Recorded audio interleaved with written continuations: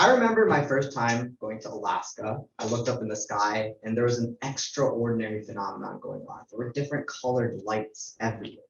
Here to tell us more about the phenomenon known as the Northern Lights, Gayatri is going to. Imagine this.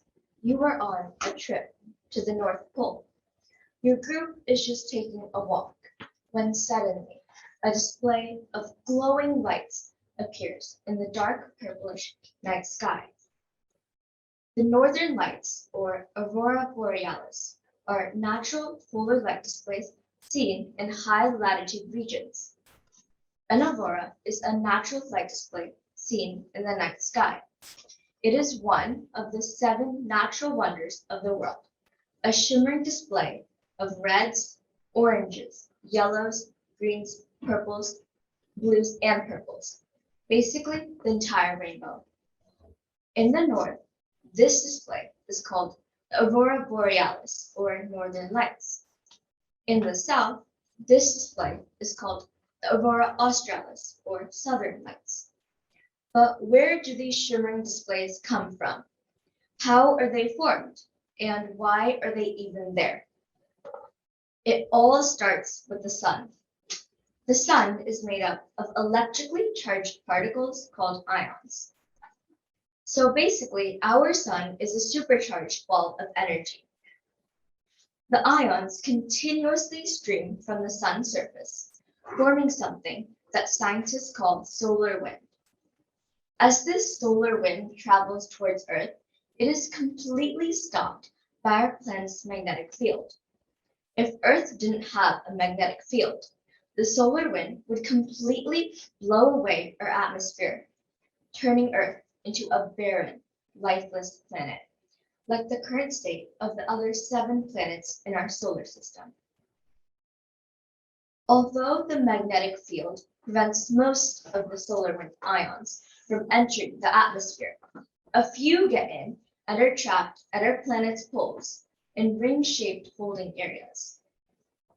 These areas have a specific part of the atmosphere called the ionosphere, where all these ions end up eventually.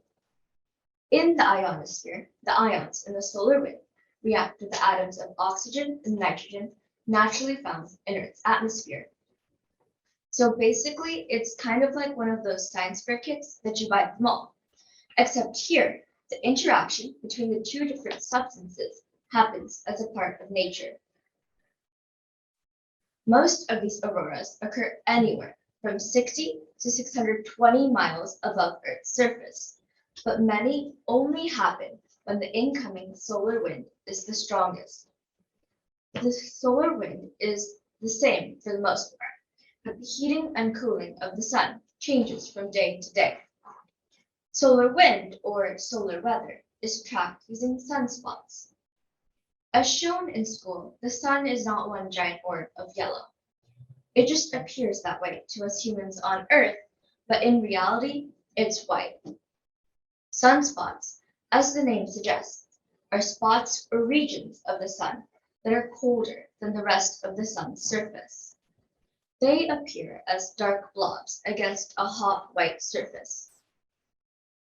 Bright, consistent displays of auroras are a product of increased solar wind activity. This usually only occurs twice a year, during the spring and autumn equinoxes. But how do auroras get their colors? The colors of an aurora vary greatly, and it all depends on the altitude in which the atoms of oxygen and nitrogen react with the ions in the solar wind. If this interaction occurs a bit higher in the sky, a reddish hue is produced. The most unusual color is a yellow-green, which is most likely formed at lower altitudes.